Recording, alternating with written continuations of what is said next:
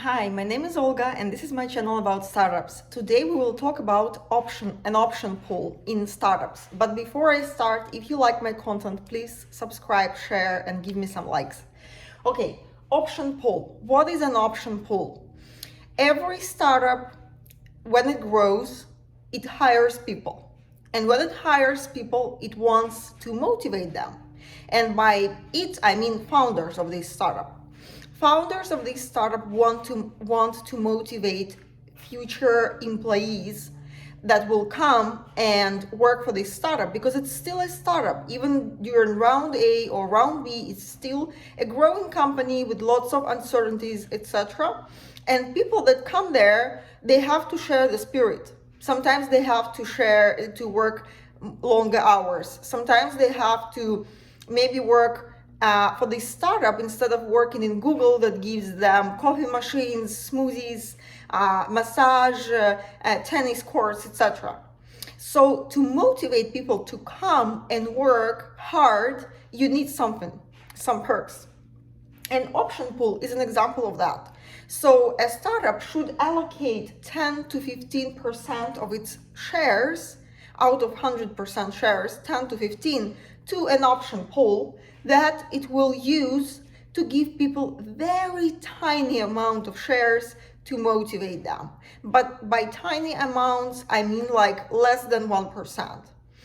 So when people come, they will, or being hired, they are given salary, but also a little bit of the piece of this company. So they own a very tiny piece of this company, and they are also motivated for this company, for the whole entity to grow.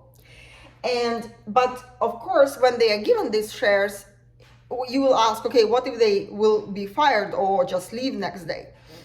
Then they won't get any shares. So the rule is that they have to vest shares. They have to stay with the company and work for it for some amount of time. And usually in startups, it's 4 years when you vest 100% of what you got. But maybe you want to leave in 3 years, right? That's okay.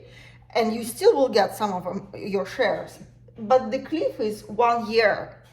So if you leave before year one finishes, you won't get anything. But if you leave after year one, you will get 25% of your total. If you leave after 2 years, you will get 50% of your total. And if you leave in year 4, you will get 100% of your total. So the rule is 1-4. Cliff 1 year before if you leave earlier than year 1, you lose everything. But you have to in order to get everything, you need 4 years. That's the rule. So option pool is basically, it's not shares. When you get a document, an option contract, it's not yet shares. It's just a contract in year 2020 that by the end of your vesting period, you can vest these shares. What does it mean? It means that you need first to buy the shares. So you don't owe them, you need to buy them.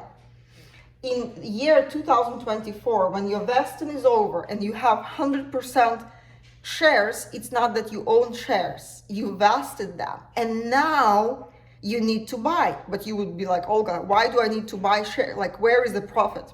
So the important thing is that in this situation, when we were signing contract, we agreed on the price of each share. And usually for a startup, especially for early stage, it's very low, around $0 to $1 to maybe $10. So when the vesting period is over, you need to buy these shares. We call these strike price. This is strike price. So when this period is over, here you need to buy these shares and then you can sell them. Of course, if you agree that shares cost $0, then you don't have to buy anything. You don't need money. It's obviously yours because it's $0 price. But usually, if you come and work for a startup when it's already being funded, shares don't cost zero, and you would probably need to find money to buy these shares.